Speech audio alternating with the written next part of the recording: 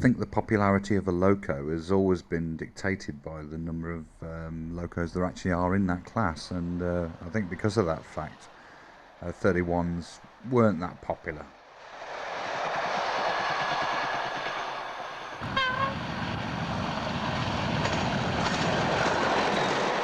There were none based in the area. They were on the eastern region, and the ones we used to see were coming through on eastern region to Blackpool excursions.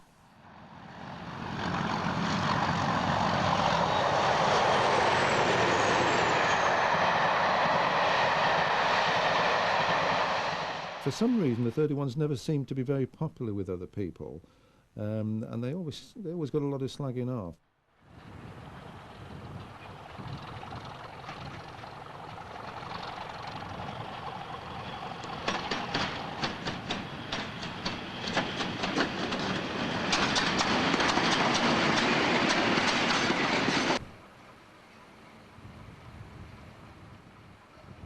I was always led to believe that the Class 31s were very unpopular with engine drivers.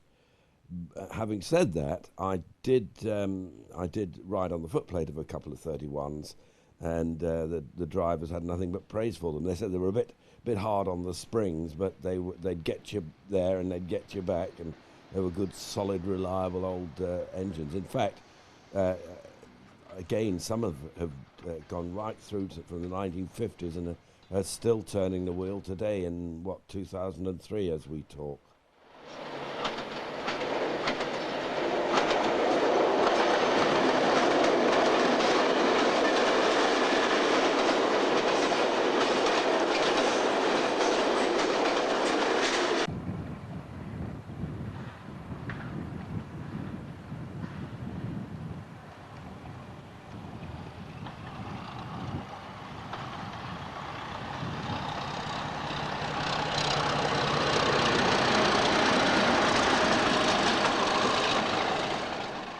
The 31s or A1As were only popular in terms of the fact that it was preferable to catch a 31 than a unit.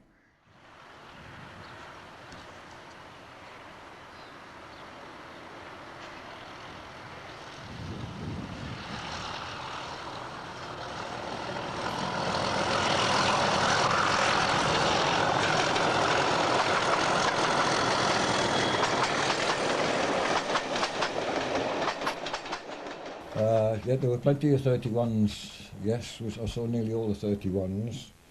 They were one of the few successes of that era, really, because they were a pretty reliable machine, which is for half the locomotives that came out in those days, didn't prove to be the case.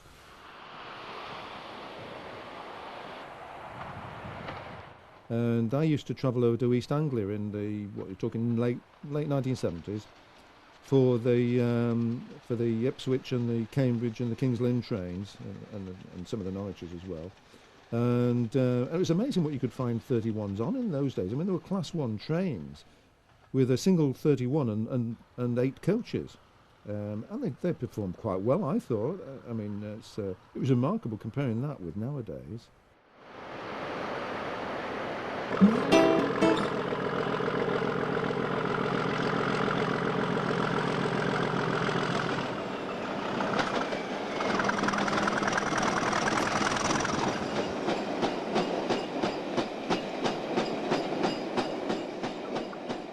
Oh yeah, now you're talking. 37s were, to me, looked very similar to Class 40s from a distance. In fact, I used to struggle to tell the difference. Coughing and spluttering and a roar. They were quite an exciting noise as they were leaving.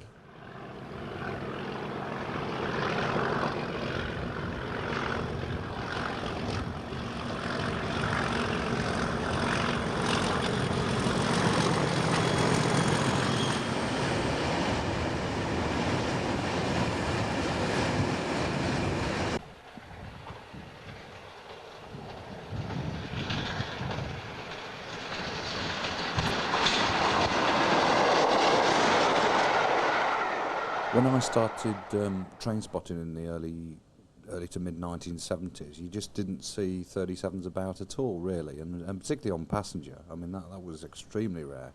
You'd have to go over to East Anglia to see those.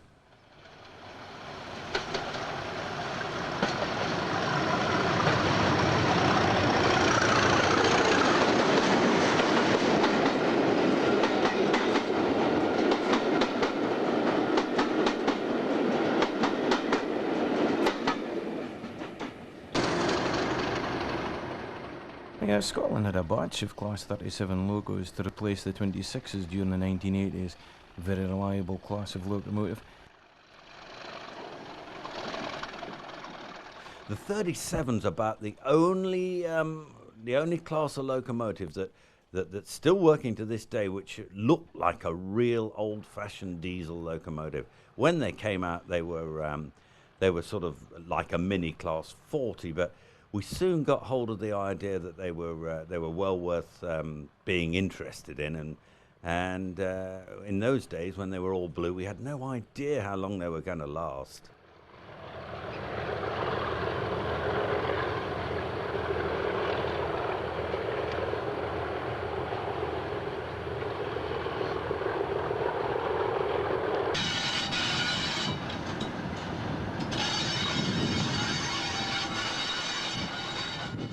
I think as time moved on as well, the 37s in particular became more widespread, and you did start to see them in the Midlands on freights and that sort of thing.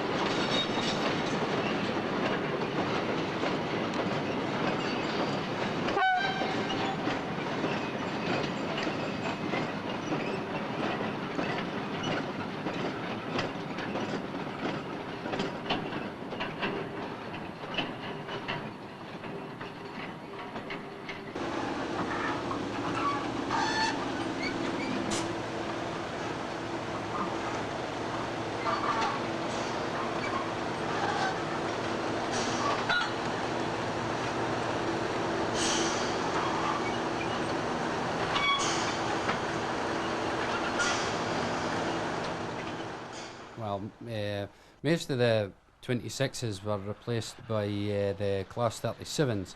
That was in the 1980s. And the 37s were a larger engine, very reliable, but they didn't seem to be as popular with enthusiasts. They were often thrashed, seldom broke down, a really reliable locomotive, and they went on to work into the 80s.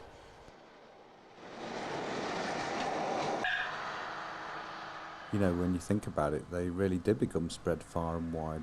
To think that both Lair and Inverness at one time had an allocation of 37s.